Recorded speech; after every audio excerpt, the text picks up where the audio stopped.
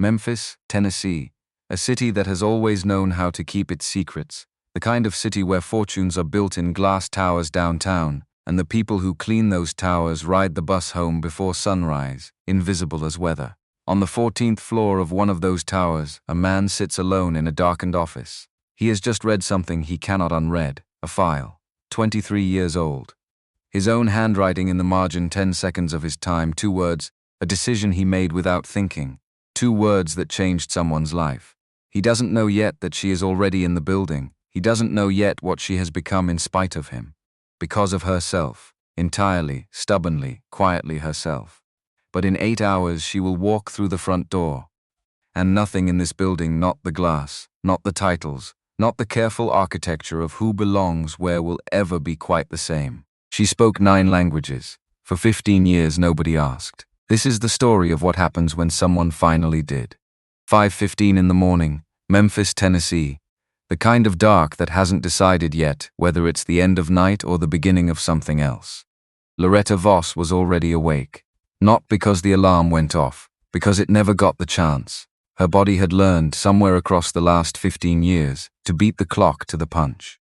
To open her eyes before the day demanded it, as if those first few minutes, before the uniform, before the cart, before the building swallowed her whole, belonged to her alone.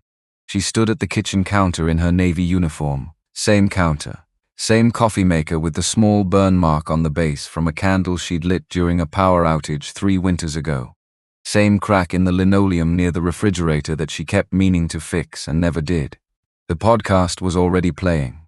Swahili. Lesson 47 of a series she'd started over 3 times. Not because she forgot the material, but because starting over felt like choosing to begin again, and sometimes that was the thing she needed most. The instructor's voice filled the small apartment with something warm and particular and entirely, completely hers. Nobody else's, just hers. She didn't look like a woman about to change anything. She looked like what she was. A 58-year-old woman in sensible shoes, pouring coffee into a travel mug that said "World's Okayest Human," because her daughter Camille had given it to her as a joke 6 birthdays ago, and Loretta had used it every single day since, because it made her laugh. And some mornings that's the whole budget. She drank, she listened, she repeated a phrase under her breath, the Swahili word for perseverance, uvumilivu, and she did not think about the day ahead. She had learnt not to.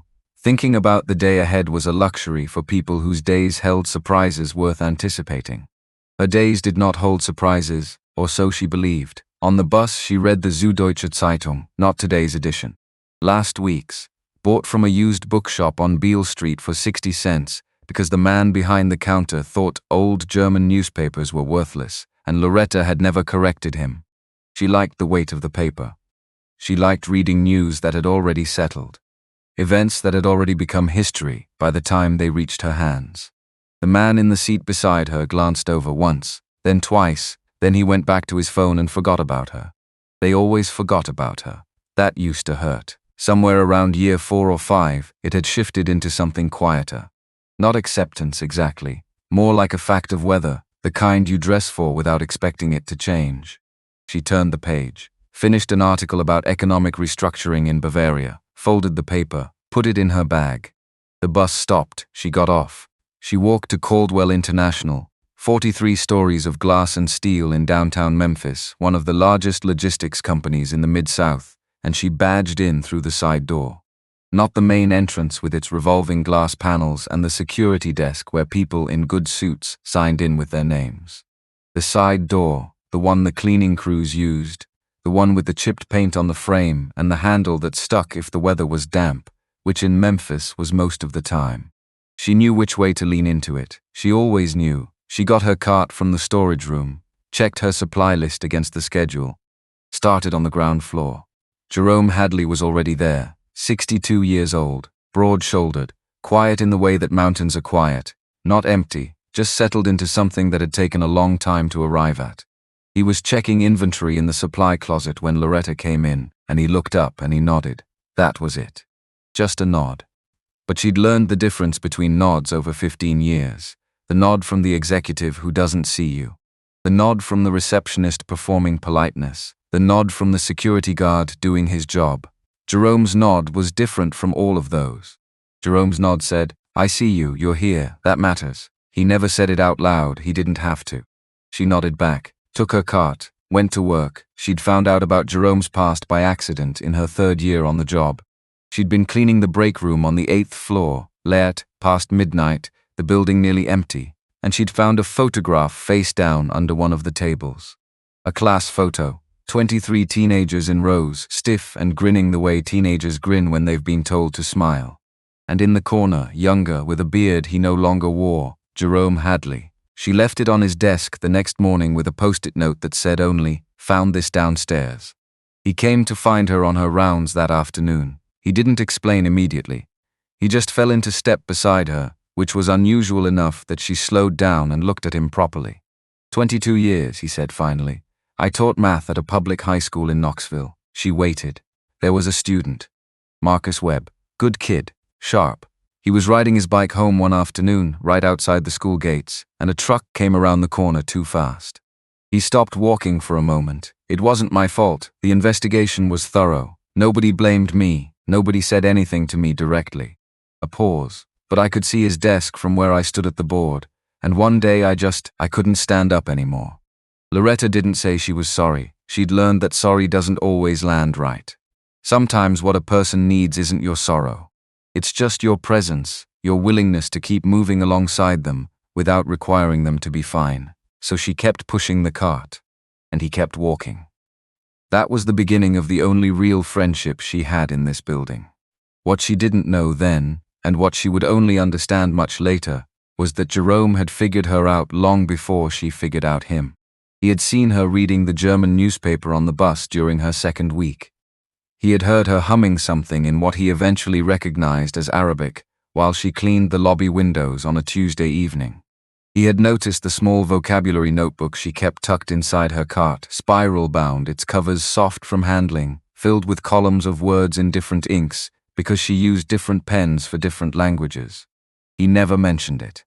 Because he understood, in the way that people who've been ground down by life tend to understand each other without needing the words for it, that some things need to be protected.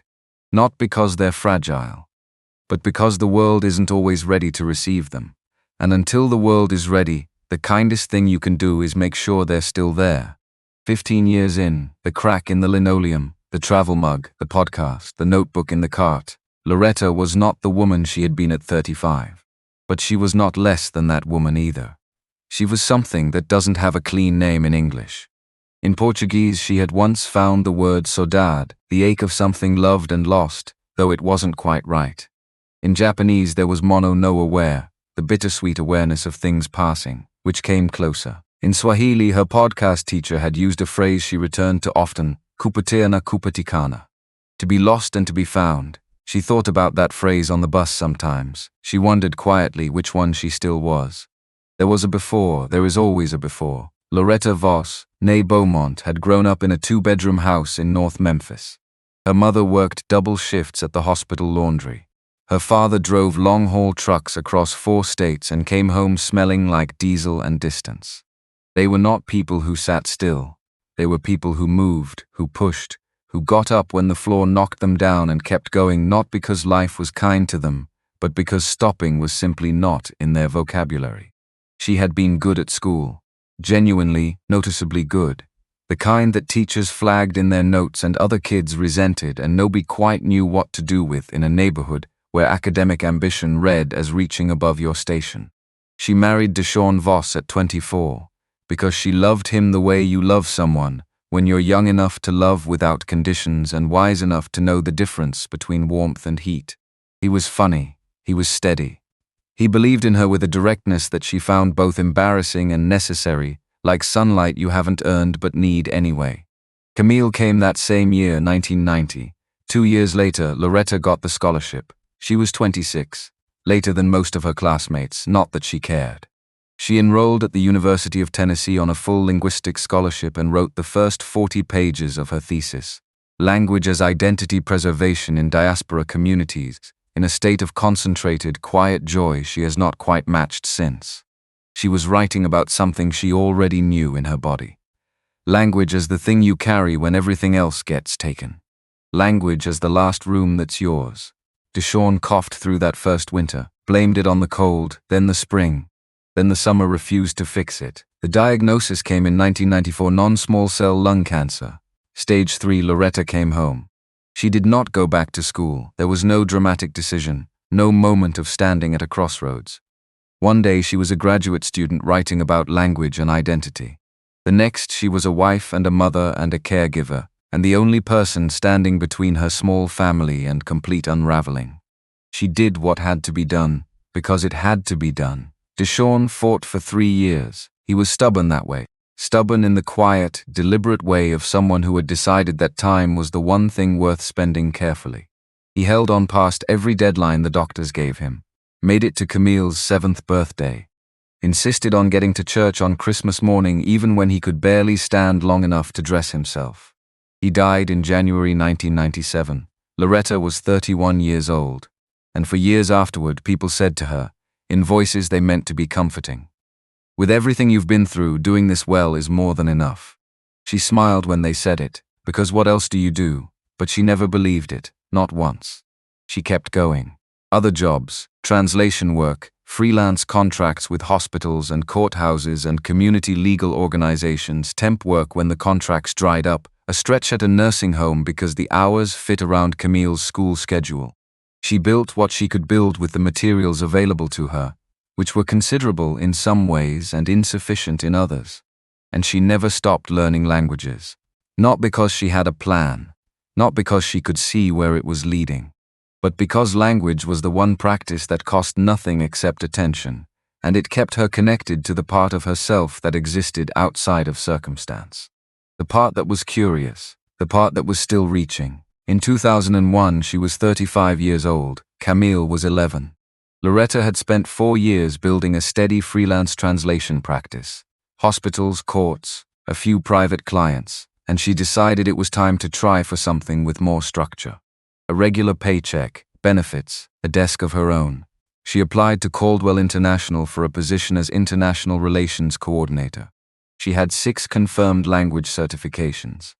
Letters of recommendation from 3 university professors, including Dr. Patricia Owens, one of the most respected applied linguists in the state. 4 years of documented professional translation work across multiple sectors. And a personal statement she rewrote 11 times because she wanted every single sentence to be exactly right. Not impressive, just true. She did not have a completed master's degree. 1 week later the reply arrived, 2 sentences. Standard language, regret. At the bottom, a signature, Clifton Rue, Director of Human Resources. She read it 3 times, folded it once, placed it in a manila envelope in the second drawer of her dresser, beneath a birthday card Deshawn had given her the last birthday they had together. She put it there not out of bitterness. She had examined that question carefully over the years, turned it over like an object in her hands, but because it was proof that she had tried. That there had been a moment when she had gathered every piece of herself and walked toward something she wanted. The letter wasn't a monument to failure, it was a monument to the attempt, and some days that matters more than the outcome. She made dinner, helped Camille with homework, did the dishes, went to bed, and she kept going. Until Jerome Hadley called her in 2009 with an offer that made sense for where her life was. Night shifts, stable benefits, home in time to see Camille before school. She said yes. She told herself it was temporary. 15 years have a way of quietly reclassifying temporary. Tuesday morning. 8 o'clock, the lobby of Caldwell International. Its own particular brand of controlled movement. Executives with coffee and the urgent energy of people who believe their time is categorically worth more than anyone else's. Delivery workers with dollies and clipboards and the practiced patience of people accustomed to being forgotten by afternoon. Visitors clustered near the directory screens, looking lost in the particular way of people who understand exactly where they need to go, but nothing about the building they're standing in. Loretta was working near the main information panel, microfiber cloth, glass cleaner, methodical, nearly invisible. She heard the group before she saw them clearly. 4 people in business attire near the elevator bank, speaking Japanese to each other, quick, frustrated exchanges, the specific register of people who are competent in every environment except this one. One had a sheaf of papers, another was on a phone hunting for a signal that wasn't there. Loretta set her cloth down. She walked over. She said, in Japanese, clear, unhurried, warm the way a coat is warm on a cold morning, that the conference rooms for international partners were on the 16th floor, that the elevator required a visitor badge available at the front desk, and that she'd be glad to walk them over if that would help. 4 heads turned at once. 4 faces shifted it. Not just relief, something more than relief. The particular expression of someone who has just been spoken to in their own language in a country that isn't theirs. The way a body relaxes when it stops translating. The eldest of the group responded, she answered. He made a mild joke about American buildings and their indifference to foreign visitors. She laughed, actually laughed, because it was genuinely funny and also because he was not wrong. She pointed them toward the front desk. They went, nodding, and she went back to the glass panel. A delivery worker appeared at her elbow minutes later. Safety vest. Clipboard. The look of a man who had already been to 3 wrong addresses this morning and was running out of goodwill toward the city. She helped him in Spanish. 3 minutes. Done. She went back to the panel, a man in a grey suit, European briefcase, muttering at his phone in German because the Wi-Fi wasn't connecting and his frustration had bypassed English entirely, drifted into her peripheral line of sight. She caught the phrase, answered it in German, pointed him toward the reception desk. He straightened, said Dank, moved on. She went back to the panel. She had not been performing. She had not been hoping anyone was watching. This was just Tuesday. This was just the lobby. These were people who needed something she happened to have, and she gave it, and now she was cleaning glass again. She didn't notice Warren Ashby until he spoke. He'd been standing approximately 8 feet away for nearly 3 minutes. She hadn't registered him because she wasn't watching for executives.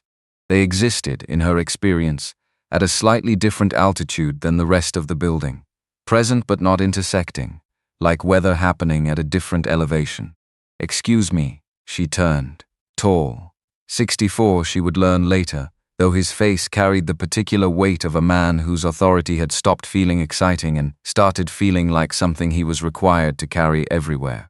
Gray at the temples. A good suit worn like something functional rather than something decorative. Eyes that had spent a long time looking at large problems from great distances and had recently begun to wonder whether they had been looking at the right things. She looked at him the way she looked at everything, directly, without performance. Yes? That was Japanese, with those people. Yes, and before Spanish? Yes, and the man with the briefcase. German, he looked at her for a moment. Not the look of someone assessing her for usefulness. The look of someone who has just realized they've walked past something significant without seeing it, and is trying to understand how many times that has happened. How many languages do you speak? She considered him. People found out sometimes and made a moment of it that went nowhere. Impressed for an afternoon, moved on by evening. But there was something in the way he was standing. Something in the way he'd asked, like the answer was something he actually needed to know. 9, she said. I don't count Latin. Nobody holds a real conversation in Latin. He stared at her. Then something in his face loosened. And Warren Ashby, CEO of Caldwell International, a man who hadn't laughed quickly or easily in quite some time, laughed. Genuine, a little surprised by itself. What's your name? Loretta Voss. Mrs. or Miss? Either's fine. He extended his hand. She shook it.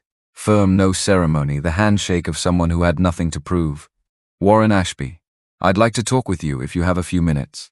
Now, yes. She thought about the cart, the schedule, the floors still needing attention. She thought about 15 years of people walking through this lobby past her. 15 years of being part of the furniture, the podcast on the bus, the German newspaper, the vocabulary notebook nobody ever asked about. I have a few minutes, she said. The elevator to the 20th floor was quiet.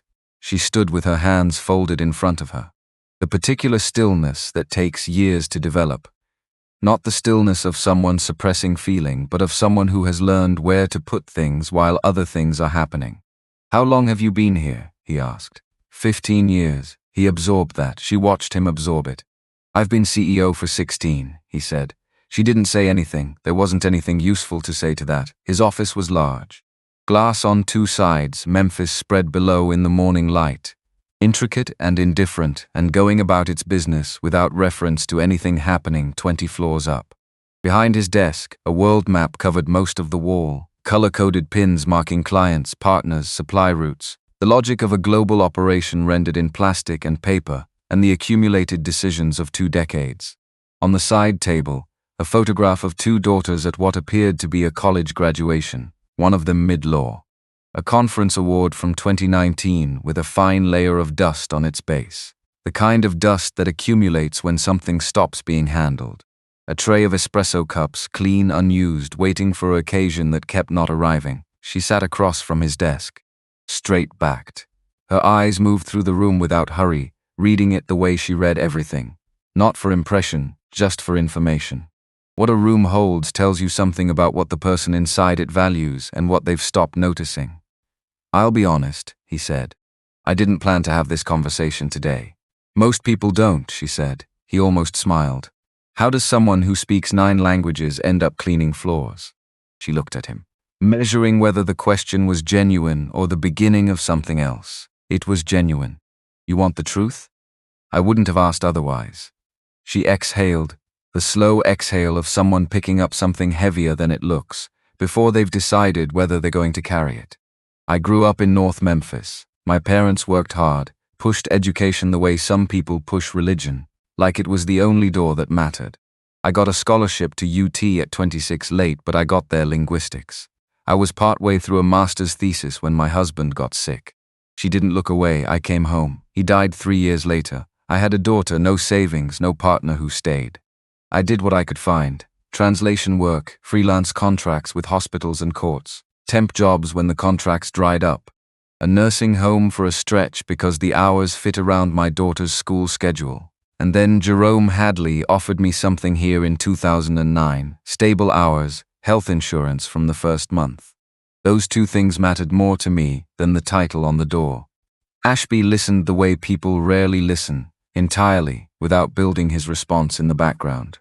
"But the languages," he said. "I never stopped, simply, without drama or apology. I borrow textbooks, I follow podcasts.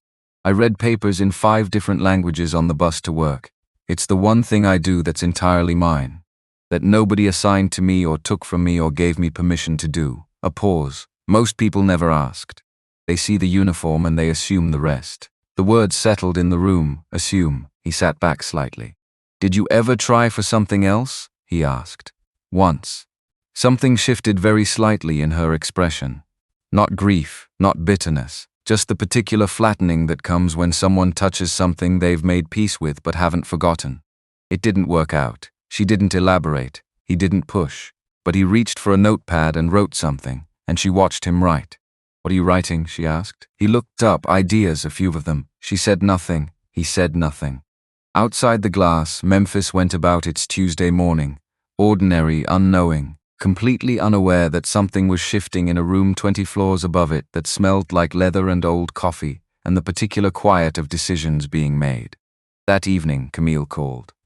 Loretta was home, still in the clothes she'd worn to the meeting, a strange sensation like wearing a version of herself she hadn't fully grown into yet, but couldn't quite take off. "How was it?" Camille asked. Loretta told her. "The lobby, the Japanese visitors, Warren Ashby, the office on the 20th floor. The conversation about what she actually wanted. Silence on Camille's end, not the silence of celebration. "Mom, I know. How long is the trial period?" 6 months, and if they don't renew after 6 months, your position downstairs will be filled. You won't have a place to go back to. Camille, you're 58. If this goes sideways, where do you start from?" Loretta was quiet for a moment. She heard underneath the words what Camille wasn't saying, heard it the way a linguist hears subtext, in the hesitation and the specific register of love that is afraid of itself.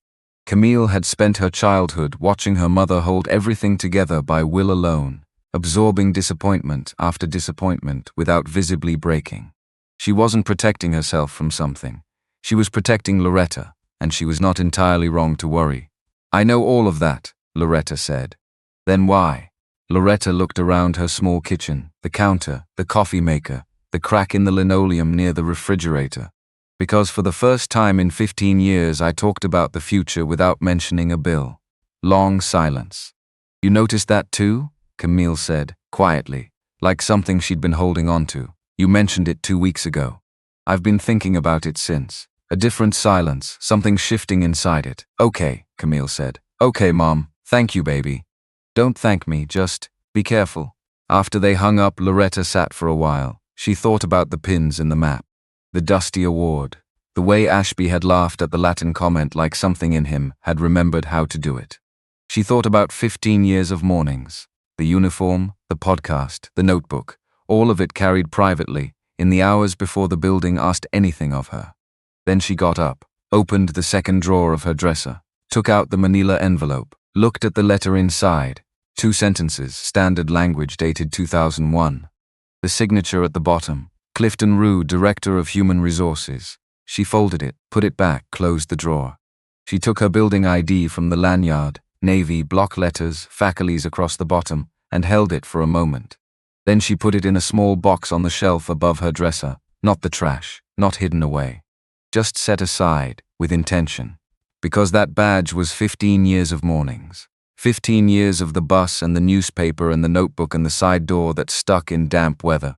It deserved to be set down carefully, not discarded. She went to bed. Tomorrow was going to be different. She had no idea how different. But different for the first time in a long time, felt like a direction she was willing to face. That same evening, in his office on the 14th floor of Caldwell International, Clifton Rue sat alone. He had been with the company for more than 20 years, long enough to have developed systems for everything, for intake, for review, for the efficient movement of decisions through the infrastructure of a large organization. Long enough that efficiency had stopped feeling like a tool and become something closer to a reflex. The building had emptied out around him. The particular quiet of a large office building after hours pressed in, the HVAC cycling, a distant elevator, the structure settling into itself. He had pulled up Loretta's new employee file when the system flagged the position change that afternoon. Standard procedure, he reviewed all internal transfers. He'd read the name, and then he had done something he hadn't done in a long time. He went looking. The database held everything, the 2001 applications, the supporting documents, the recommendation letters, the personal statements, her personal statement. He read it now, fully for the first time, the way it was written to be read. 11 revisions worth of care, the kind of precision that leaves its mark on language even when you're not looking for it. And in the margin of the digital scan, his own handwriting from 23 years ago. No completed masters. Strong language profile but doesn't meet minimum qualifications. Pass. He had written that in 10 seconds. He was almost certain of it. The notation had the quality of something done without friction, a reflex, a checklist item cleared. He had processed over 200 applications that year, each measured against a filter he had inherited and never questioned.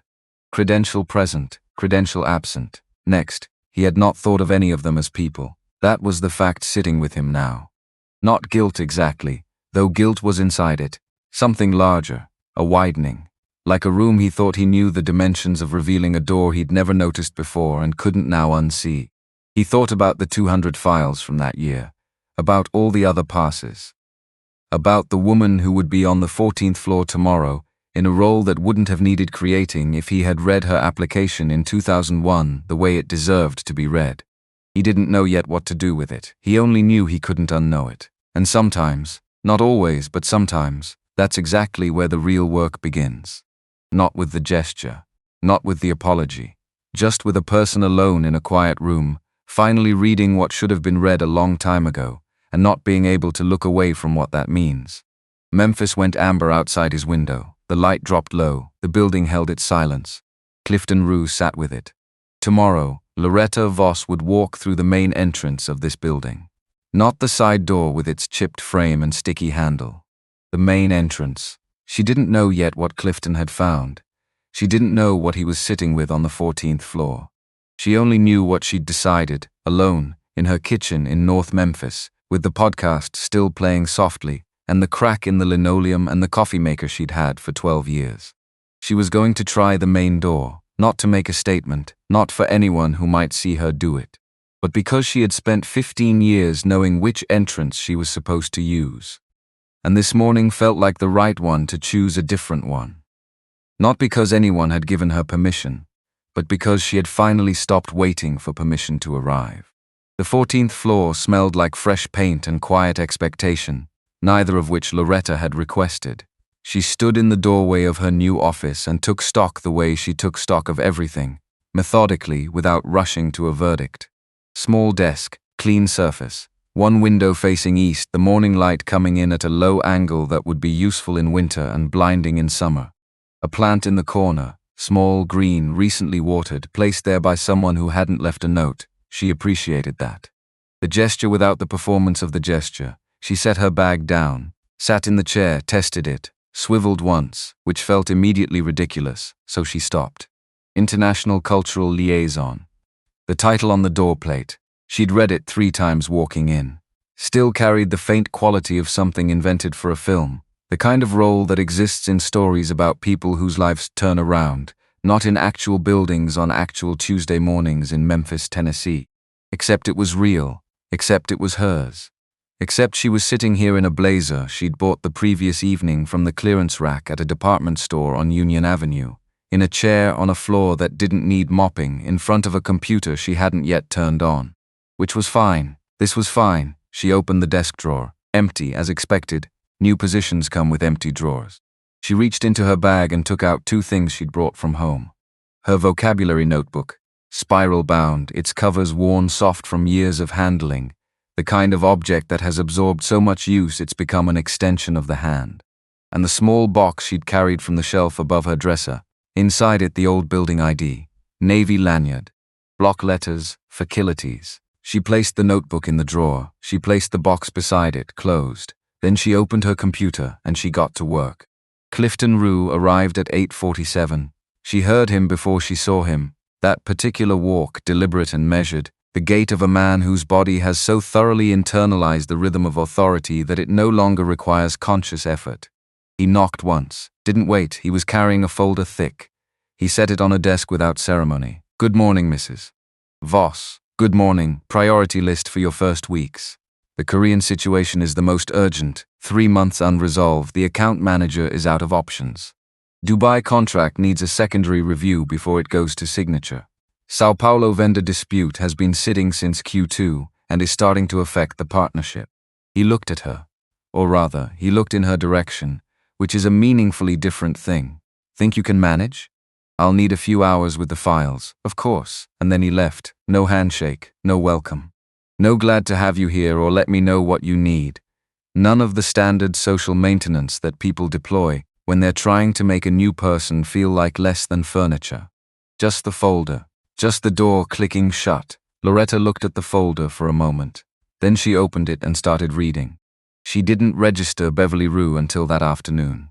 She was on her second full pass through the Korean file when movement in the hallway caught the edge of her attention. A woman in a charcoal blazer and pearl earrings moving with the specific, unhurried efficiency of someone who has spent decades owning every room she walks into. Early 60s. Sharp eyes that processed information quickly and stored it carefully. The kind of face that has been the most competent presence at the table for so long that competence has stopped being something to demonstrate and become simply something to inhabit. Beverly paused at the window of Loretta's office, just long enough to look. Her expression wasn't hostile, it also wasn't warm. It was the expression of a woman running a careful private calculation, the kind that doesn't show its work. Then she walked on. Loretta went back to the Korean file. Inside her head, quiet as a footnote, that's Clifton's wife. She'd placed it within her first hour, cross-referencing the company directory with the board member list. Which meant the woman who had just assessed her through a window was both a board member and the spouse of the man who had signed her rejection letter 23 years ago. She picked up her pen, not relevant right now, back to Korean. The Korean situation was not, at its core, a Korean situation. That was the first thing she understood after 2 full reads of the file. 3 months of email chains, meeting transcripts, increasingly strained notes from the account manager, who had tried 4 approaches and watched each one fail politely. It was a translation problem. Specifically, an automated translation system had rendered a delivery timeline clause in a way that implied Caldwell was guaranteeing 48-hour turnaround on all orders, including large industrial shipments that physically could not move that fast. The Korean partners had signed based on that understanding. Caldwell's team had not caught the discrepancy because no one on the account team read Korean with enough fluency to notice the difference between target delivery and guaranteed delivery. a gap that, in Korean business correspondence, carries significant contractual weight. $8 million, hanging on a word. On the difference between what a machine translated and what two parties had actually agreed to. Loretta read the file twice, then she picked up her phone. She called the Korean office directly, not through the account manager, not with a prepared script reviewed by legal, not with an apology drafted by committee. Just directly. In Korean. At 9 in the morning Memphis time, which was 11 at night in Seoul. Which meant she caught their senior contact just before he signed off for the evening, tired and slightly off guard and, it turned out, relieved to be speaking with someone who wasn't navigating the conversation through a layer of translation. 40 minutes, she explained the mistranslation. Precisely, without hedging. Acknowledged the confusion without assigning blame to either party. Did not use the word unfortunately once, because she had learned years ago that unfortunately is corporate language for we're sorry but not sorry enough to change anything. She spoke to him as one professional to another, in his language, about a problem that both of them had an interest in solving. He called back the next morning. The contract was intact. She sent a one-paragraph summary to Clifton's inbox, factual, no flourishes. Issue resolved, available to discuss details if needed. She did not hear back from him. She went to work on Dubai. 3 weeks into the role, the Morocco situation landed on her desk. Or rather, she understood it properly for the first time after reading through the existing file. The Casablanca office had been declining to sign the contract renewal for 3 months. Every meeting had concluded the same way, politely, professionally, without resolution. The Memphis team had cycled through 4 different approaches. The official explanation from the Casablanca side was that the financial terms required adjustment. Loretta read the file differently. She read between the lines of the meeting transcripts, or rather, she read what was absent from them. The things that weren't being said. The patterns of engagement that showed up as consistent professional courtesy and nothing warmer. The specific quality of a relationship in which one party feels like a revenue figure in someone else's spreadsheet, rather than a partner in a shared enterprise. The financial terms were a symptom. The problem was relational. She went upstairs to Ashby's office. I need to go to Casablanca. He looked up from his desk. When? Thursday, if I can get a flight. He looked at her for a moment, not hesitating, just taking a beat to make sure he was reading the situation correctly. Book the trip, he said. She went alone. Nobody offered to come with her, and she didn't ask. She spent the flight reviewing her notes and rereading the meeting transcripts and sleeping for 90 minutes somewhere over the Atlantic, because she was 58 years old and transatlantic travel had stopped being something her body took in stride. 3 days in Casablanca. She didn't lead with the contract. She led with questions about their office, their team, the particular pressures of their local market. About what 18 months of partnership with Caldwell had actually looked like from their side of the table. She asked things that had nothing directly to do with the renewal, and everything to do with understanding the people she was sitting with. On the second evening, over coffee that was thick and sweet, and exactly right, the director of the Casablanca office said something to her in Arabic that she would turn over in her mind for a long time afterward. He said, "You are the first person from your company who has spoken to us as though we are standing up. Everyone before you spoke to us as though we were sitting down." She didn't respond immediately. She held the image. Standing up versus sitting down. The difference between being addressed as a peer and being managed as an account. She signed the contract renewal on day 3.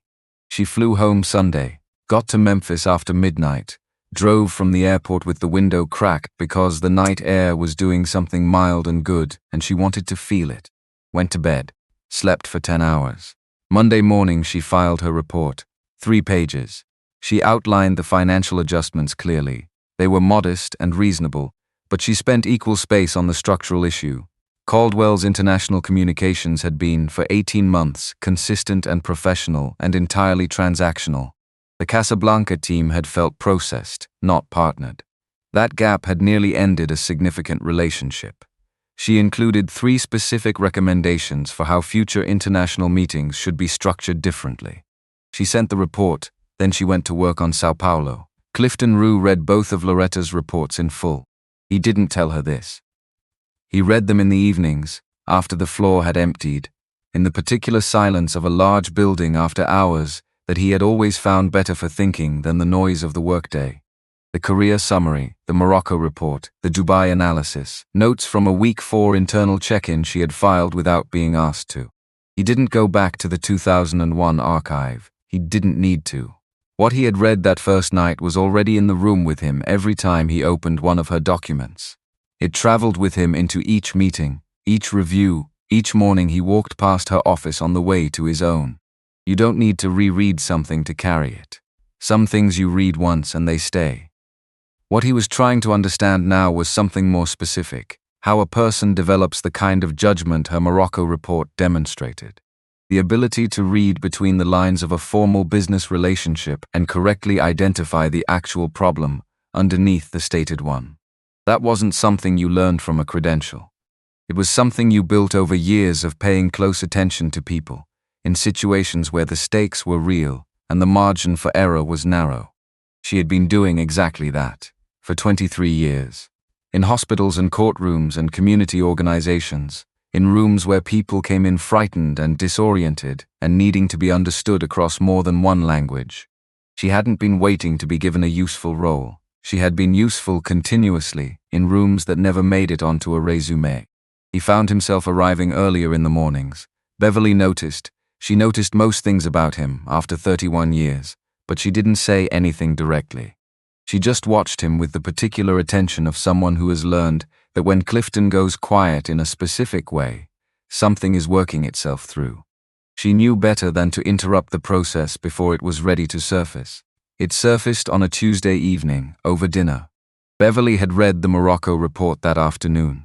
She made a point of reading everything that crossed the board's desk, including internal reports that weren't strictly board-level material, because she had learned long ago that the most important information in any organization tends to travel in documents that leadership assumes no one important will read. She put her fork down and asked him what he thought of Loretta Voss. He said, "She's effective." Beverly looked at him. She saved a multi-million-dollar contract. That's the complete assessment? Effective? He didn't answer immediately. He looked at his plate with the expression of a man who has given the first version and knows it wasn't the honest one. "She's right," he said finally. "About things in the reports, about how we've been running international meetings, about what actually happened in Morocco. She's identifying things correctly that we've been misreading for years. And the reason she can see them is that she's been in rooms we've never been in, rooms we've been walking past without looking." Beverly was quiet for a moment. "Then we should listen to her," she said simply, as if this were the obvious next step. As if it were merely a matter of deciding to. Clifton looked at his plate. "Yes," he said, "we should." Beverly picked up her fork and resumed eating, but she filed the conversation away. She filed most things that Clifton said when he meant more than the words. She had a meeting with Loretta scheduled for the following week. Standard new hire assessment. She had been planning to go into it with one set of questions. She decided to go in with different ones. Beverly Rue had not built a 30-year career in corporate governance by being slow. She was 59 years old, MBA from Vanderbilt. A board seat she had earned through 20 years of meticulous, unsentimental competence. The kind that doesn't require anyone to admire you, though people generally did, because competence without cruelty is rarer than it ought to be. She had a reputation for asking the right question at the moment it needed to be asked, and for being genuinely unmoved by sentiment when the numbers told a more reliable story. The Korea situation had been unresolved for 3 months. Loretta Voss had closed it in one phone call. The Morocco contract had been effectively dead for longer. Loretta Voss had come back from Casablanca with a signed renewal. Beverly knew what those results meant. They meant someone had done something no one else in the building had been able to do. And they meant, if you were willing to be honest about it, which Beverly generally insisted on being, that the company had been failing quietly and consistently at something important for a long time, without anyone naming it accurately. The Morocco report had named it, speaking to partners as if they were sitting down rather than standing up. Beverly had read that line 3 times. Not because it was surprising, because it wasn't, and that was the thing she kept coming back to. She had been in a lot of international meetings. She had sat across from a lot of partners from a lot of countries, in rooms where Caldwell held the larger share of the leverage, and she had watched, had participated in, the particular dynamic of a company that believes its presence at the table is itself the offer. The meeting as favor extended rather than conversation entered into. She had done it without noticing. That was the part that stayed with her. Deliberate behavior can be corrected when you're ready. Habitual behavior has to be seen first. And Loretta's report had made her see it, which was, she recognized, a more significant contribution than the contract itself. She went into the board review the following week with different questions than she'd planned. Week 4, the board review. Loretta walked into the room to find Beverly at the head of the table, 2 other board members flanking her, a stack of documents in front of each of them, and the particular atmosphere of a room that has been arranged in advance for a specific purpose. No Clifton, no Ashby, just Beverly and colleagues in the quiet of a space that had been prepared. Mrs. Voss. Please sit. She sat. I'll be direct. I'd prefer that. Beverly's eyes moved, a small adjustment, a recalibration so slight it would have been invisible to anyone not paying close attention. You don't have a master's degree, no formal corporate training, no management experience in any previous role. You've been with this company for 15 years in facilities. She glanced at the top document, and in 4 weeks you've generated a net positive impact of approximately $12.9 million in retained and secured contracts, plus an estimated $94,000 in interpreter and vendor costs that were no longer necessary. That's correct. Finance verified those figures? Yes, Mr. Ashby's signature and Mr. Rue's are on the confirmation. Beverly looked at the document, then at Loretta. You spent $38,400 on travel in 4 weeks. Yes, and you believe that expenditure was justified. The Morocco contract represents $7 million. The math isn't complicated. The room held its quiet. One of the board members shifted in his seat, not disagreeably, just absorbing the pace of the exchange. Beverly looked at Loretta for a long moment, not with hostility, not with warmth, with something more interesting than either, the expression of a woman who has built her professional life on accurate assessment and has just encountered a data point she hadn't adequately priced in. What do you need? Beverly said. Not a question. A door opening, a direct line to international partners, first contact communications without an intermediary layer, and a review of our current translation vendor contracts. We're paying for quality we aren't receiving, and that gap is creating downstream problems that cost more to fix than the contracts do. Beverly wrote something. That's the complete list? For now, I've been here 4 weeks. I don't want to overreach before I've earned the right to. A beat. Beverly looked up. That's a notably restrained list from someone who just made that case, Mrs. Voss. I'm aware of how new I am, Loretta said. That's not false modesty, it's just accurate. Something shifted in the room. One of the other board members glanced at Beverly. Beverly was still looking at Loretta. Then, briefly, so briefly it might not have registered as anything, Beverly almost smiled. Dismissed, she said. I'll follow up.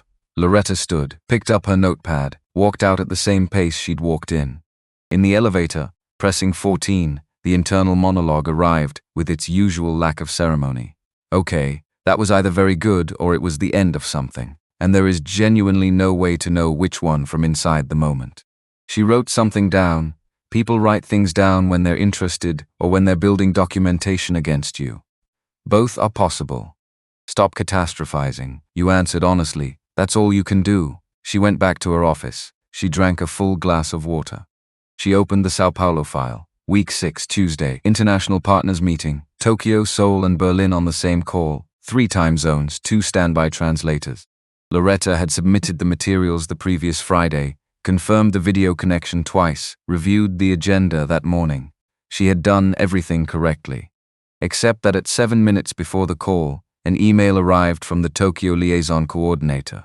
Brief, apologetic, explaining that their primary contact had been transferred to the Osaka office over the weekend and replaced by a new liaison who had not yet been briefed on the partnership, and whose English was limited. Loretta read the email. Her first thought, which she would describe to Jerome afterward as entirely unhelpful, was, of course. Her second thought was faster and more useful. Restructure. She pulled the agenda, moved the Berlin items to the front. Steton Weber spoke excellent English. She could supplement with German on the technical sections and it would buy her 8 to 10 minutes. She messaged Hana Nakamura in Seoul directly in Korean, explained the situation in 3 sentences, and asked if Hana could help bridge the Japanese sections given her working fluency. Hana said yes. Loretta said she owed her lunch. The meeting ran 22 minutes over the confirmed time slot. It did not collapse. The reason it didn't collapse was 40 minutes of coordination that happened entirely off-screen. A sidebar chat running continuously, a restructured agenda navigated in 3 languages, and a degree of invisible crisis management that produced, from the outside, the appearance of a mildly extended but otherwise unremarkable meeting. The email from the Berlin contact arrived that afternoon. Very smooth session. Good team on your end. Loretta read that email. Then she laughed. The specific laugh of someone who has just been told the building looks fine from the street. She went to get coffee. She found the archive file on a Thursday. Not intentionally. She was pulling historical records to build a strategic overview of Caldwell's international partnerships across the last 15 years. A presentation Ashby had requested for an upcoming board planning session. She was working through 2001, cross-referencing partnership dates against contract milestones. And she clicked a file she shouldn't have clicked. Rejected applications, 2001, PDF. She opened it without thinking. 11 applicants. She scrolled without attention, looking for a date reference that would help her place a partnership timeline. And then her own name, Voss Loretta M. She stopped scrolling. She read her own application. The personal statement she had rewritten 11 times. The language certifications, Dr. Owen's letter, the 4 years of documented professional work laid out clearly and carefully, and in the top right corner, handwritten, no completed masters. Strong language profile but doesn't meet minimum qualifications. Pass. Clifton Rue's signature beneath it. She sat very still, not because it shocked her. She had known, from the day she found his name in the directory, that this was possible. She had filed the possibility away. Told herself it didn't matter, that it was the past, that she was past it. She was past it, except that seeing the handwriting made it real in a way the abstract knowledge hadn't, made it a specific afternoon. A real person at a real desk reading something she had spent weeks preparing and writing 2 words in the margin. Pass.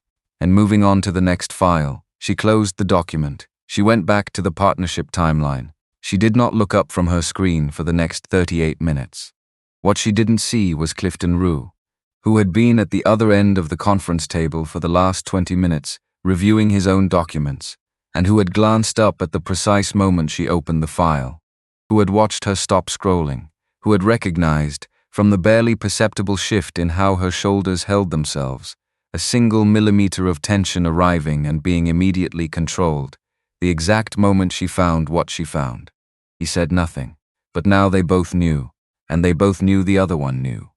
The silence between them across that conference table, documents spread between them, Memphis going about its afternoon beyond the windows, was the loudest thing in the room for a long time. The Week 8 meeting came from a direction Loretta hadn't anticipated. Not because she had done anything wrong, she hadn't, but the new Tokyo liaison, professionally, correctly, through the appropriate channels, had filed an internal note citing the meeting's deviation from the confirmed agenda structure. That note landed on the desk of Gerald Marsh, 70 years old, board member since 2007, the kind of man who had watched many unconventional approaches fail with enough regularity to have developed, over time, a deep and not entirely unreasonable skepticism of deviation from established process. He called Ashby. Ashby called the meeting.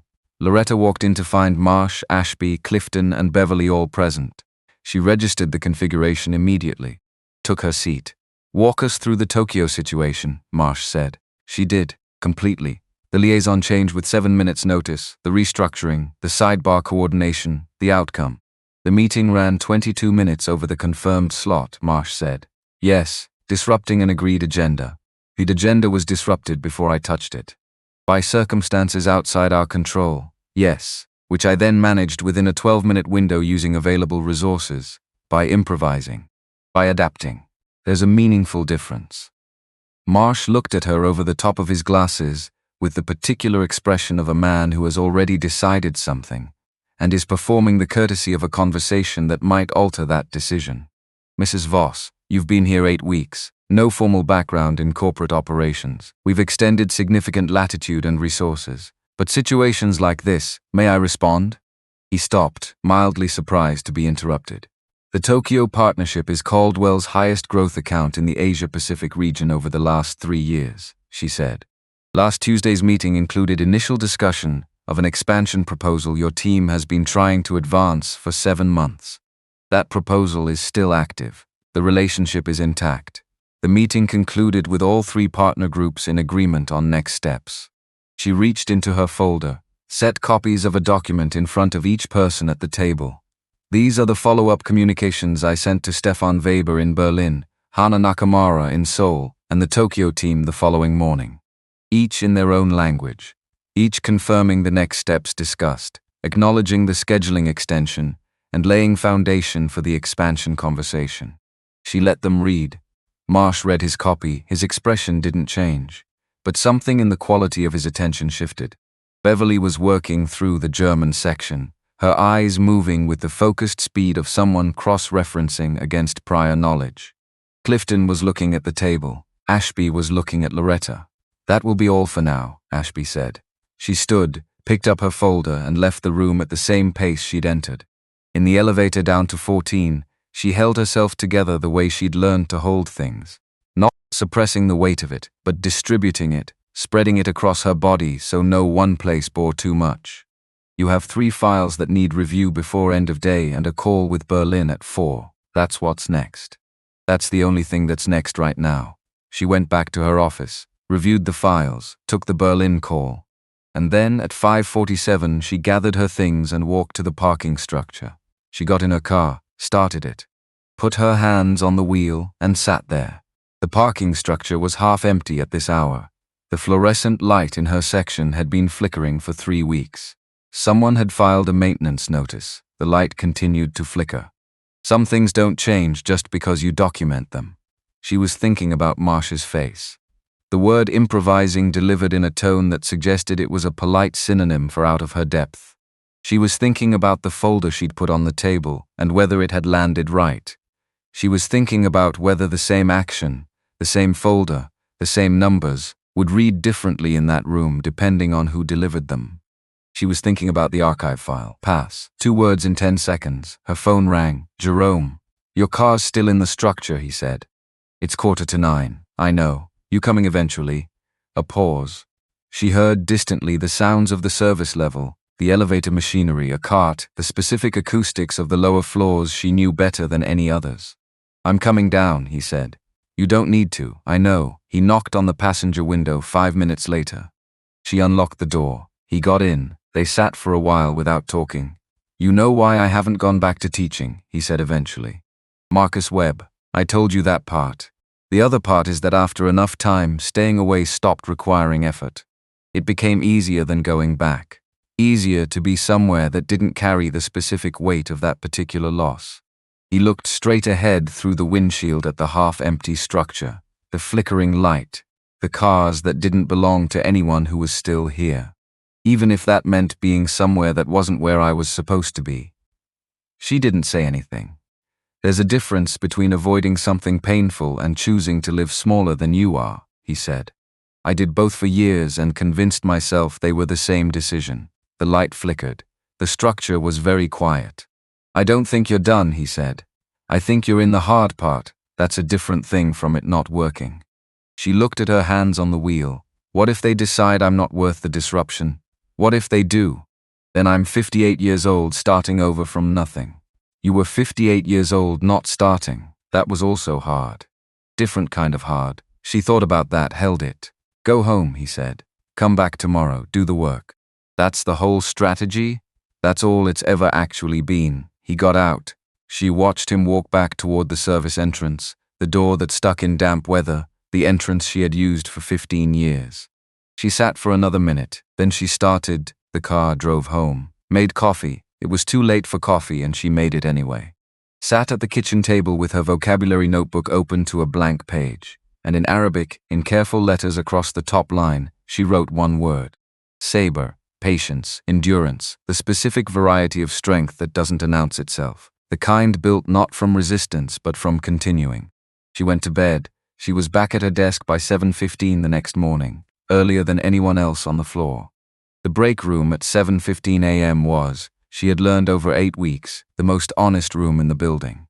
No performance at that hour, no hierarchy visible, just the coffee maker, the hum of the fluorescent lights warming up, the building waking around her. She was on her second cup when Clifton walked in. He stopped when he saw her. She looked at him. He looked at her. And the thing that had been sitting between them since the Thursday afternoon in the conference room, the silence they had both maintained, the knowing they had both acknowledged only to each other by looking away, pressed itself against the moment. He poured himself coffee. She wrapped both hands around her mug. "Mrs. Voss, it's fine, Mr. Rue, it's not fine." "Then it's handled." "It's not handled either." She looked at him, directly, the way she looked at everything that required her full attention. "What would you like it to be?" she asked. He stood there with his mug and his expression, and the look of a man working through something that didn't resolve quickly and knew better than to pretend otherwise. She respected that more than she would have respected a fast answer. "I'd like to have a conversation," he said. "When you're ready for it. Not now if you're not." She held his gaze. "When I'm ready," she said. He nodded, left the break room. She stood there. The coffee maker finished its cycle. The building continued to wake up around her, floor by floor, the way large things gradually come to life, not all at once, but accumulating toward something. She finished her coffee. She went to her office. She opened the Sao Paulo file. She had work to do, and the conversation Clifton wanted, whatever it was going to cost both of them, could arrive in its own time. She had waited 23 years. She could wait until she was ready. But she was done waiting without direction. That part, quietly and without announcement, was over. 2 weeks after the break room. Monday morning. The kind of early that belongs to the building, before the building belongs to anyone else. Before the executives with their coffee and their urgent energy, before the delivery workers, before the particular noise of a large organization remembering what it was built to do. Loretta arrived at 7:05, took the elevator to 14, walked down the hall, turned the corner toward her office, and stopped. Clifton Rue was standing outside her door, not in a suit, dress shirt, collar open, jacket not yet on. The specific appearance of a man who had arrived before he'd finished preparing, which told her more than the suit would have. A coffee mug in his right hand, his own. He hadn't brought one for her, which she noticed because it meant he hadn't come to make a gesture. He'd come because he couldn't find a reason not to come anymore. She looked at him. He looked at her. The hallway was empty, the building still half asleep. Somewhere down the corridor, the break room coffee maker was running its early cycle, filling the air with the smell of something ordinary and reliable. "Mrs. Voss, Mr. Rue, I know it's early, I know you know." He looked at his mug. Then at the door, then at her. "I've been trying to figure out how to start this conversation for 2 weeks. And I still don't know, so I came anyway." She looked at him for a moment, then she unlocked her office, pushed the door open and left it open behind her, which was as close to an invitation as she was prepared to extend right now. He followed her in. She sat behind her desk. He took the chair across from it and set his mug down, which meant he intended to stay long enough to finish the coffee. Neither of them forcing anything, just 2 people in a small room with something substantial between them. "I know you saw the file," he said. "Yes, and I know you knew before that it was my name. I found it in the company directory my first week." He absorbed that, let it settle. "So you've known for 2 months?" "Yes." He looked at the floor. Then back at her. "Why didn't you say anything?" She thought about the honest answer versus the easier one. She went with honest. "Because it wasn't relevant to the work, and because I wasn't sure yet what I wanted to do with it. And now you're standing in my office at 7 in the morning, so here we are." He nodded slowly. Set his hands flat on the edge of the desk, not reaching across it, just grounding himself. "I owe you an apology," he said. "Not a general one, a specific one." She waited. "I processed your application in 2001 in approximately 10 seconds. I read the summary line, I saw the missing credential. I wrote 2 words in the margin and moved to the next file. I did not read your personal statement. I did not call your references. I did not consider the 4 years of documented professional work you had submitted." He stopped. "I did not think of you as a person. I thought of you as a file that hadn't cleared the filter." The room held its quiet. Outside, the building was beginning its slow accumulation toward the workday. Distant sounds, the elevator somewhere, the city pressing gently against the windows. "I don't remember signing your letter specifically," he continued. I want to be clear, that's not an excuse. It's the part that's hardest to sit with. Because it means that what you were carrying, what you'd built and lost and were trying to rebuild, on my side of the desk, none of that existed. You were a check in a column. Loretta looked at him. She had thought about this conversation many times. In the abstract, the hypothetical way you think about things you don't quite expect to happen. She had imagined being cold. She had imagined producing the kind of precise, controlled response that would make absolutely clear what his 10-second decision had cost her, the weight of it, the specific shape of 23 years. But sitting here, with this man, who looked like someone who had been carrying something for 2 weeks and had finally put it down, what she felt surprised her. Not forgiveness, not yet. Forgiveness isn't something that arrives in a single Monday morning conversation. It's something that has to be built from smaller decisions made over time. But recognition, the specific recognition of a person being honest about something genuinely difficult, not performing contrition for their own comfort, but actually sitting in the discomfort of what they'd done and not looking for a quick exit from it. I kept the rejection letter, she said. He went very still, 23 years, in a drawer at home, under a birthday card my late husband gave me. Not because I was angry. I stopped being angry a long time ago. She looked at him steadily. I kept it because it was proof that I had tried, that there was a moment when I gathered everything I had and walked towards something I wanted. The letter wasn't about you. It was about me. It was evidence of my own attempt. He was quiet. But, she said, he waited. You asked implicitly what you could do with 23 years, and that is the right question. So I'll tell you what I think. She folded her hands on the desk. I don't need you to feel worse. I need you to look at the system that made a 10-second decision possible, and made it possible across 200 people in a single year, and change it. Not for me, for the person who submits an application next month. He looked at her for a long moment. I've already started, he said. She raised an eyebrow. I've been auditing our intake criteria, every position that uses credential requirements as a non-negotiable first filter. There are 14 roles where those requirements were established in the 90s and have never been reviewed against what the work actually demands. Positions where demonstrated capacity would tell us far more than a line on a transcript. She looked at him. Timeline? 2 months for the policy revision. 6 months for full implementation. Make it 5, she said. Something shifted in his expression, not quite a smile, but adjacent to one. 5, he agreed. He stood, picked up his mug. At the door he paused. For what it's worth, he said. Reading your full application this week, every page of it. I think you would have been exceptional in 2001. She looked at him. I was exceptional in 2001, she said. I just didn't have anyone looking. He nodded once. He left. She sat for a moment in the quiet he'd left behind. Then she opened her laptop. There was work to do. There was always work to do. And for the first time in a long time, that felt like something to move toward rather than simply something to get through. The Open Floor program launched on a Tuesday, 3 weeks after the Clifton conversation. Loretta had brought the idea to Ashby in a single page. Not a proposal document, not a presentation, just a page. The concept was straightforward. Any employee, any position, any floor could request a 20-minute meeting with senior HR leadership or an executive sponsor. No special qualification required. No perfect employment record needed. No reason that had to be explained in advance. Just a slot, a chair, and someone who had committed to listening without deciding in advance what they were going to hear. Ashby had read the page, then he'd looked at her. Why so fast? She'd asked when he signed off on it the same afternoon. Because it's obvious. I'm annoyed it didn't already exist. Someone probably suggested it before, she said. They just didn't have the right room to say it in. He'd looked at her with the expression of a man following a thought to somewhere uncomfortable. About how many obvious things had been living in the building for years, quietly held by people who had never been given the right room. 41 people signed up in the first 2 weeks. Jerome was 7th on the list. She read his request twice when it came through. He hadn't asked for a transfer, hadn't asked for a pay review.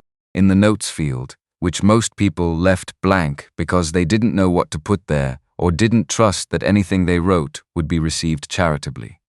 Jerome had written, I'd like to discuss the possibility of contributing to the company's internal training program in a teaching capacity, if such a capacity exists or could be created.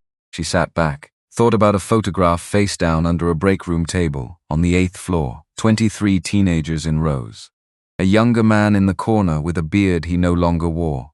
Thought about a parking structure at 8:45 on a hard evening, and a man who had gotten into the passenger seat of her car without being asked and said, "There's a difference between avoiding pain and choosing smaller." She forwarded the request to Ashby with one line beneath it. "Please take this one yourself." Jerome's meeting with Ashby lasted 45 minutes. She heard about it afterward from Jerome, not immediately, and not in person. He sent her a text message that evening, short and unadorned, in the way he communicated everything, like a man who had learned over many years to say exactly as much as he meant, and not one word more. "Thank you," she texted back. "You waited long enough." He didn't reply to that. She hadn't expected him to. Some things don't need a response. They just need to be said, and then they need to be received, and that's the whole transaction. 3 days later, the company's internal training program, still in early development, still being built, gained its first confirmed instructor. Jerome Hadley, foundational mathematics and data analysis for new hires. 2 evenings per week starting the following month. He hadn't asked for additional compensation. Ashby arranged it anyway, because Warren Ashby had spent 64 years developing a sense for when a gesture was the correct next action, and this was one of those times. Beverly Rue came to Loretta's office on a Wednesday afternoon, without scheduling it, which was notable. Beverly operated with the kind of calendared precision that suggested she considered spontaneity a form of disrespect. For other people's time, for her own preparation, for the general principle that things go better when they've been thought through in advance. But here she was, knocking on the open door, folder under one arm, no assistant behind her. "Do you have a moment?" "Yes." Beverly sat in the chair across the desk, set the folder on the surface between them, didn't open it. Loretta waited. She had gotten better at waiting over the past months. Not the passive waiting of someone with nothing to contribute, but the active waiting of someone who understands that silence, given room, often produces more useful information than filling it does. "I sent a proposal to Warren this morning," Beverly said. "All right, I'm recommending the creation of a new advisory council. International Cultural Affairs, independent operating budget, mandatory consultation on all international contracts above $2 million before they go to signature." Loretta looked at her. "That's significant. It should have existed years ago. That's not your problem to retroactively solve, but it is your opportunity to shape from the beginning. Why are you bringing it to me before it's been approved?" Beverly looked at her the way she looked at things she had decided to take seriously, directly, fully, without the protective layer of professional distance. "Because I want to know whether you'll accept the role before I spend political capital making the argument for it. And if I said no, I'd ask you why, and then I'd likely argue for it anyway. But your agreement matters to how the council actually functions, not just whether it exists on paper." Loretta was quiet for a moment. She thought about a board meeting 7 weeks ago, Beverly across the table. "I'll be direct. The specific efficiency of a woman who had at that point looked at Loretta as a variable to be assessed, useful or not useful, justified or unjustified. Nothing personal, just evaluation." "What changed?" Loretta asked. Beverly considered the question, not deflecting it, actually considering it. "Morocco," she said. "Your report. The section about speaking to partners as though they're standing up versus sitting down." She paused. "I've sat at a lot of international tables, Mrs. Voss. I've been across from a lot of partners from a lot of countries and regions. And I spent 30 years watching our side of those tables behave, as though the meeting were a favor we were extending, rather than a conversation we were entering. And I recognized it, because I've done it. Reading your report, I realized I'd been doing it without noticing, which is, as you said in that report, worse than doing it deliberately. Deliberate behavior can be corrected. Habitual behavior first has to be seen." The room was quiet. Memphis outside the window doing what Memphis did, pressing forward, indifferent to the particular conversations happening 14 floors up. "Warren already approved it," Loretta said. "Not a question." Beverly's mouth moved in something adjacent to a smile. 9 this morning, 12 seconds after I sent the email. "That's fast," he said, and I'm quoting, "What took you so long?" Loretta looked at the folder. "All right," she said. "Let's build it." Beverly opened the folder. And for the next hour and 15 minutes, two women who had begun this story on opposite sides of a pane of glass, sat at the same desk and built something that neither of them could have built without the other. Beverly's institutional knowledge and structural fluency, Loretta's understanding of what the company had been getting wrong and what getting it right would actually require, which was the point, which is always the point when it works. The envelope appeared the following Friday. She almost missed it. It was sitting beneath a stack of Sao Paulo documents she'd been working through all week. No return address. Her name written in a careful slanted hand she didn't immediately place. She opened it one page, folded twice. I have worked in this building for 17 years. I speak Portuguese and Italian. No one has ever asked me. Not once in 17 years. Last week I registered for open floor. I don't know what will come of it. But I registered. For the first time in a very long time, I felt like there was a reason to try. No signature. She read it again. Then she sat still, not processing, not moving toward any particular response, just sitting with it, the way you sit with something that lands in the chest before it makes it to the head. Somewhere old, somewhere that recognized what it was reading before the brain caught up. 17 years, Portuguese and Italian, and no one had ever asked. She knew the specific texture of that. Knew it the way you know something you've lived inside. In the hands and the shoulders and the way the body learns, over years, to angle itself toward invisibility because visibility has never been offered as an option. She folded the letter carefully, opened the top drawer of her desk, placed it inside, next to the vocabulary notebook, next to the small box that held the old faculty's badge. 3 things, 3 chapters of the same ongoing story. And now this, from someone she didn't know who had watched something change in this building and decided quietly to try. She reached for her phone and sent a message to the open floor coordinator. Flag all incoming requests from facilities, building services, and custodial staff. I want to personally follow up on each one. She sent it, went back to Sao Paulo, did not cry. Wanted to. Decided the work was the better way to honor it. She figured out the handwriting on a Thursday morning, and it came at her sideways. The way realizations do when the mind has been working on something without reporting back. Beverly had sent over a set of board meeting materials for context on an international proposal. Printed pages, Beverly's copy, with Beverly's handwritten annotations in the margin. Beverly apparently annotated physical documents when she was thinking through something seriously. Not typed notes. Actual handwriting, a careful slanted script she'd developed over decades of signing and annotating documents. The letter forms almost printed in their precision except for a slight consistent tilt on the upstrokes. Loretta was reading through the annotations, following Beverly's thinking on a regional partnership structure, and then she stopped. The slight consistent tilt on the upstrokes. She opened the drawer, took out the envelope, looked at her name written on the front, the careful slanted hand. The same tilt, she sat with that for a long time. Beverly Rue, 59 years old, board member, Clifton's wife. The woman who had stood at the window of this office 10 weeks ago and run a silent calculation. Who had sat across a conference table and listed Loretta's missing credentials with the brisk efficiency of someone who finds disorder professionally uncomfortable. Who had spent 7 weeks, after Morocco, after the board meeting, after something shifted in the way she read the numbers, doing the quiet, private work of actually changing her mind. Who had proposed the advisory council. Who had sat at this desk and built something alongside Loretta for over an hour, and who had written an unsigned letter and left it under a stack of documents for Loretta to find, in handwriting that someone paying close attention might or might not recognize. I don't know what will come of it, but I registered. Loretta thought about the kind of courage that doesn't perform itself, that happens in private, without an audience, without even the comfort of knowing whether it counts. The kind that happens in the middle of the night when you're composing something on paper that you're going to leave without your name on it, because you need to say the thing, but you're not ready to be seen saying it. She thought about 15 years of vocabulary notebooks, about Swahili lessons on a kitchen counter before anyone else was awake. Same variety of courage. Different drawer, she placed the envelope back inside. She did not mention the letter to Beverly. Did not confirm or deny or make it into something it hadn't been designed to be.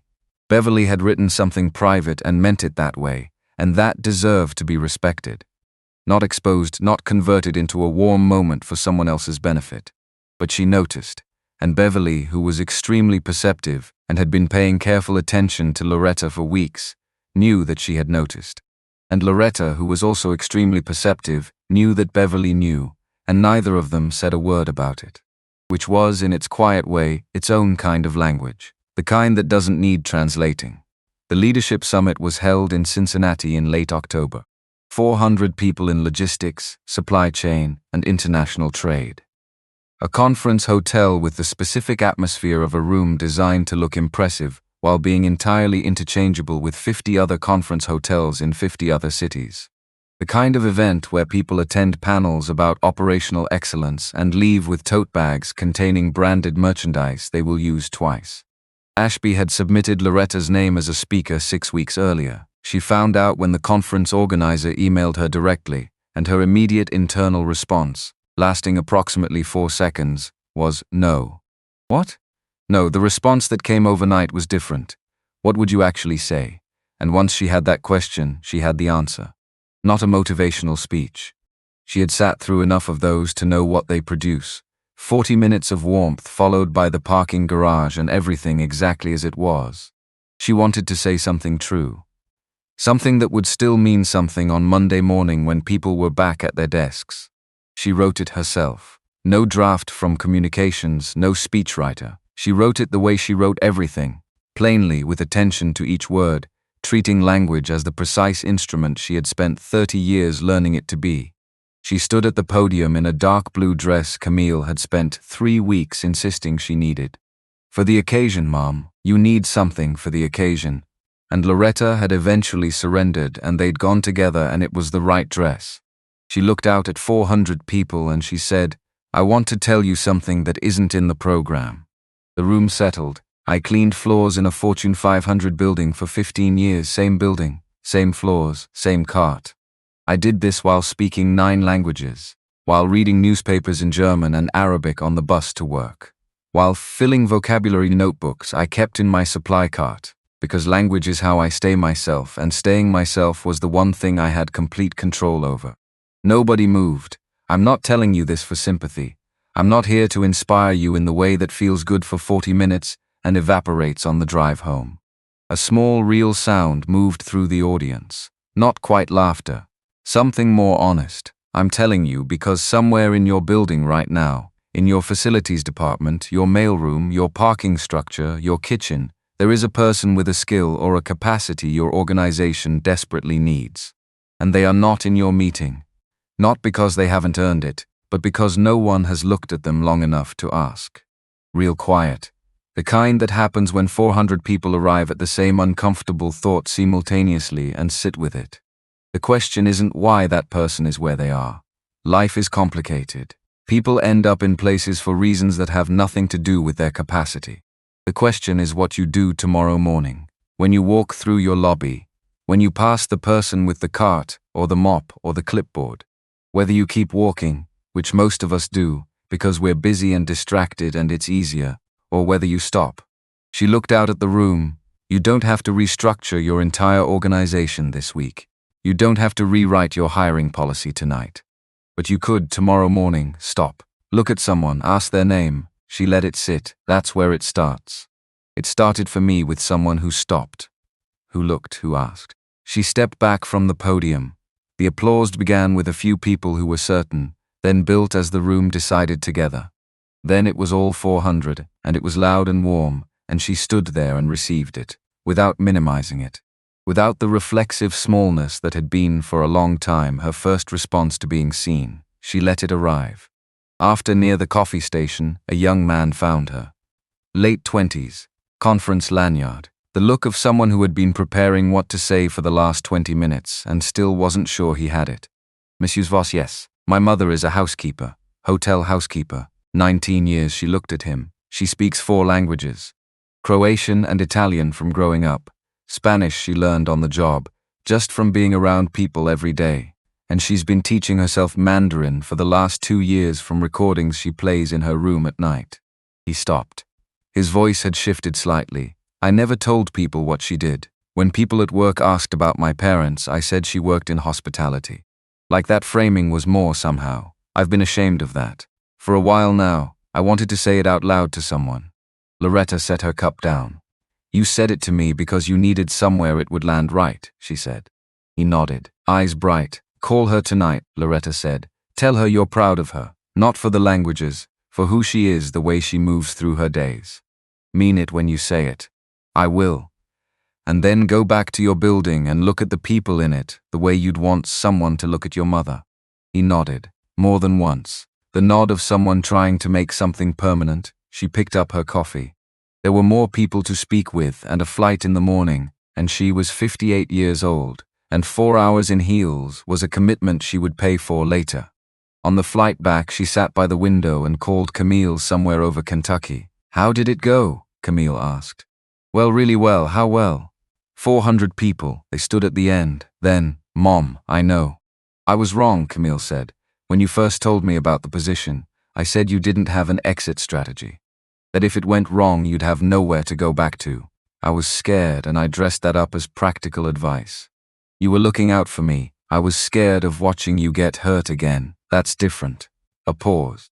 I've spent my whole life being afraid of things happening to you. I think some of that was about protecting myself from having to watch.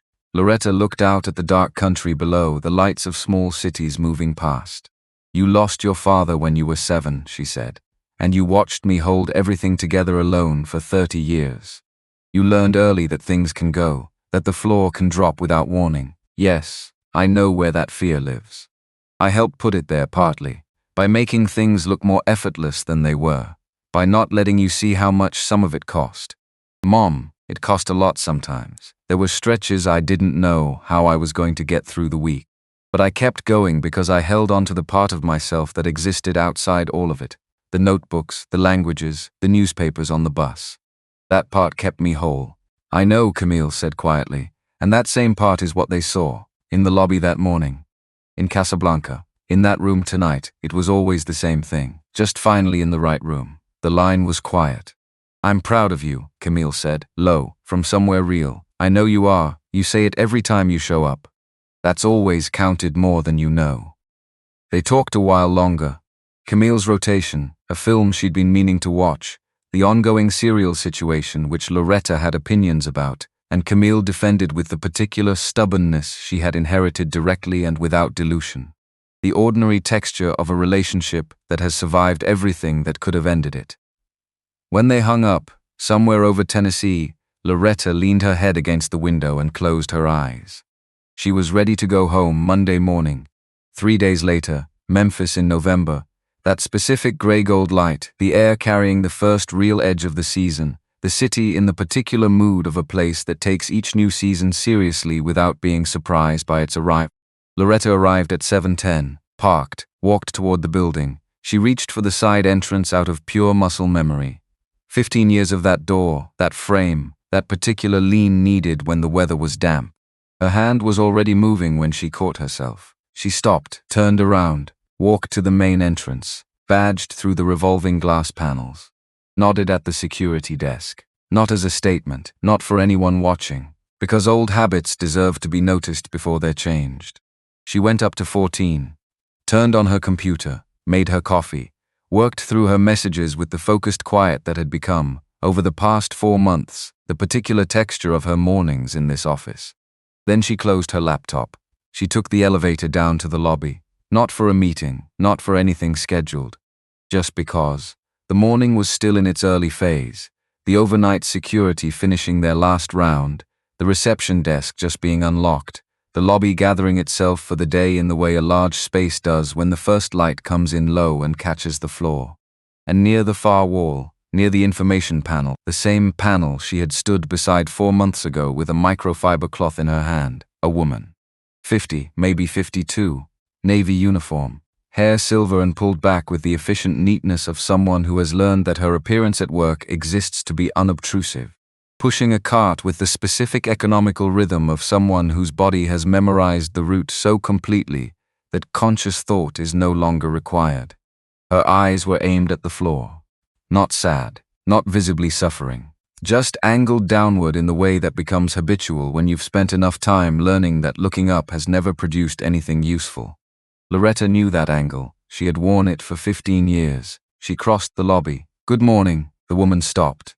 Looked up. Real surprise. The involuntary kind that arrives before the composed version can replace it. The surprise of being directly addressed by someone who was actually looking at her. Morning. A slight caution underneath it. The caution of someone who has learned to wonder what's being asked for when unexpected attention arrives. "I'm Loretta." A brief inventory, the blazer, the lanyard, the floor number on the badge. "Alma," the woman said. "Alma, how long have you been here?" 5 weeks. Loretta nodded. She looked at Alma, not past her, not at the general space she occupied, but at her specifically. "I stood in this exact spot 4 months ago," she said. "Same cart, different uniform." Alma looked at her. At the badge.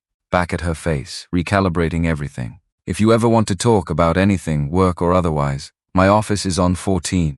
Doors open. You don't need a reason, you don't need to have it figured out. Just come." Alma held the look for a moment. And then, without deciding to, the way things surface when someone catches you off guard with something genuine and unexpected, she said something quietly. In Spanish. "Gracias, señora." Loretta smiled. Answered without pausing in Spanish, the way she always had. On buses, in courtrooms, in hospital corridors, in a lobby where nobody was watching for 20 years. "De nada, Alma. Nos vemos. See you around." Alma stood slightly straighter, just slightly, just enough. Loretta turned and walked back to the elevator. Pressed 14. Waited for the doors to close. In the brushed steel of the elevator wall, she caught a partial reflection of herself. Blazer, badge, vocabulary notebook, tucked under her arm, because she'd been reviewing Swahili on the walk from the parking lot and hadn't put it away. Still carrying it, still learning. The doors opened on 14. She walked down the hall toward her office. The plant in the corner was doing fine, had been doing fine for 4 months, which she had decided early on to read as a reasonable sign. She sat down, opened her laptop. She had work to do.